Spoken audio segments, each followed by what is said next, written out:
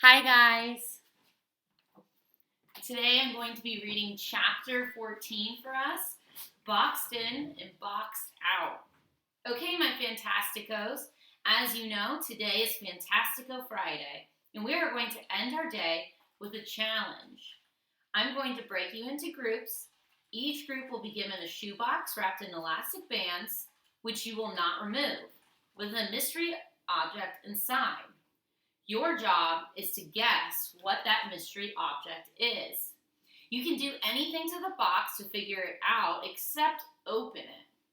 There are four numbered boxes that will rotate from group to group. You have 10 minutes with each box, so be sure to write down your guesses. At the end, we'll open them up to see what each object is. He claps once loudly. Any questions? Everyone looks excited. Most glance around the room, probably hoping that they will be with Albert. He'll get every answer right. But I end up in a group with Max, Suki, Oliver, and Jessica. I briefly considered going to the nurse, especially when I have to stare at all of Jessica's friendship bracelets. I wonder if each bracelet is from a different friend. I glance down at my empty wrist. Box 1 is dropped on our table. Oliver grabs it and shakes it hard. Jessica folds her arms and rolls her eyes. Her response to anything not done or said by Shay. I look across the room. Shay is in a group with Albert.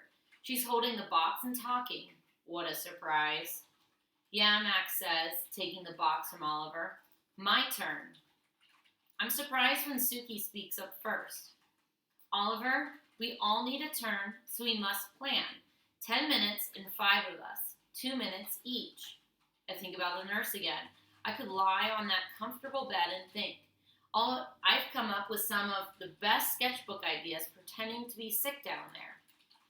Max has been shaking the box. He throws it in the air once and catches it. Whatever's inside is heavy, he says. Pause. Hey, shh.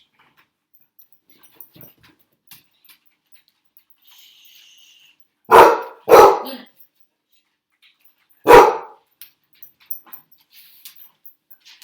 Hi. Okay, so, sorry guys. Where was I? I think about the nurse again. I can lie on that comfortable bed and think. I've come up with some of my best sketchbook ideas there, pretending to be sick. Max has been shaking the box. He throws it in the air once and catches it.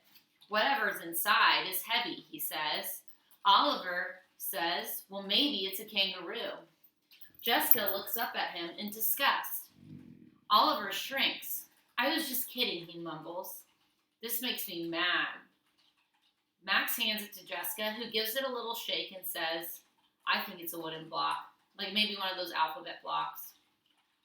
When will it be my turn again? Oliver asks. Suki is taking some kind of note or something. Looking up at the clock, she says, Oliver, you have 25 seconds of your time left only. Oliver takes the box back and sniffs it and tries to hear something by pressing his ear to the top. Mr. Daniels calls from the other side of the room. I love that, Oliver.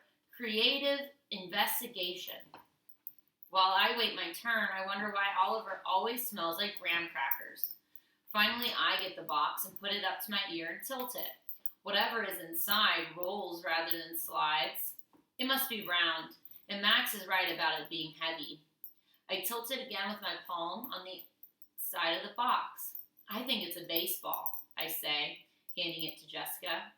She does the same test and surprises me by saying, I agree, feels like a baseball. Wait, I say, taking it back. I tilt it again, quickly, and the object hits the end hard, then lightly. It bounces. I say, would a baseball bounce? I ask, turning to Max. Nah, I don't think so. Maybe it's rubber, like a lacrosse ball.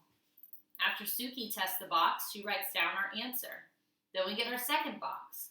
The second item slides rather than rolls. I can tell because it doesn't move if the box is tilted a little bit, but once tilted more, will move all at once. And I can feel it scraping along the bottom. It's weird, but I can almost see it. It's heavier than an alphabet block, but I think it's a shape with all flat sides. Oliver tells me that it's cool, I'm so good at this. I forget to say thank you because I'm shocked. But then I also forget to be nervous, talking to everyone and feeling like this. Like I can do this as well as everyone else, and is the best.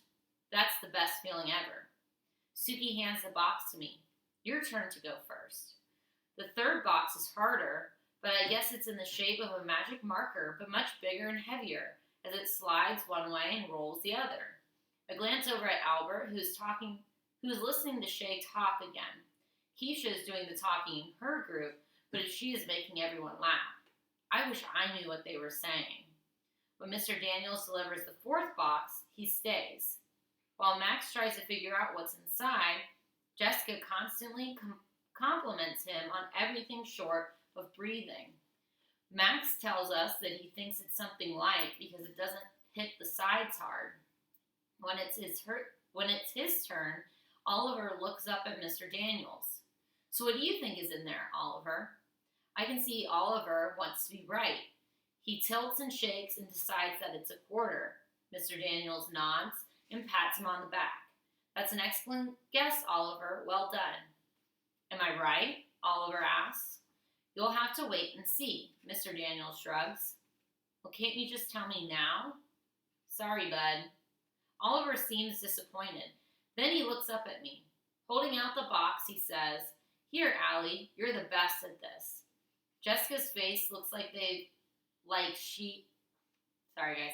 Jessica's face looks like if she let out all the pressure, she'd fly out in the air like a rocket to the moon. Allie? Mr. Daniels asks. Huh? Oh, sorry. Sometimes when I think, I forget to talk. He laughs a little. I hold the box in front of me with the long side almost touching my stomach. I tilt the box front to back, then side to side. This doesn't make any sense. What are you thinking, Allie? He asks. Well, I begin. If I tilt it front to back, the object hits the long sides of the shoebox. But if I tilt it side to side, the object doesn't hit the short sides. In my mind, I see the object must be the size and shape of a magic wand, because it moves a lot when it's tilted in one direction, but not when tilted in the other. What? Oliver asks.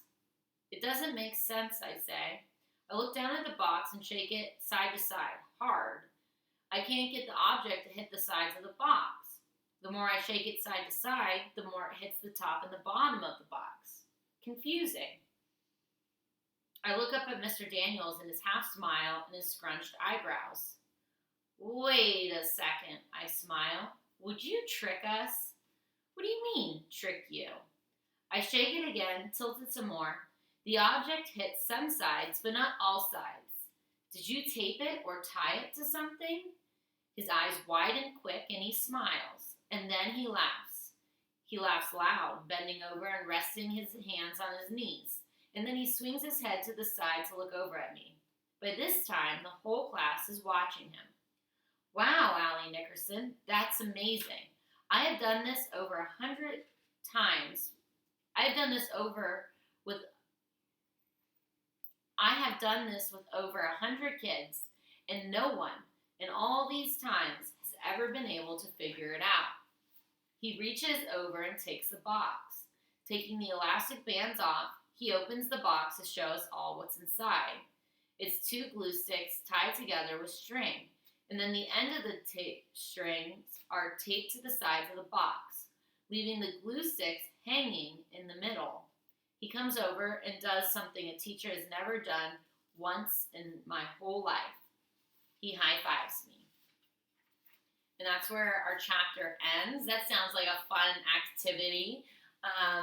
So go ahead, go over to our Google Classroom and see what question I have for you. Bye, guys.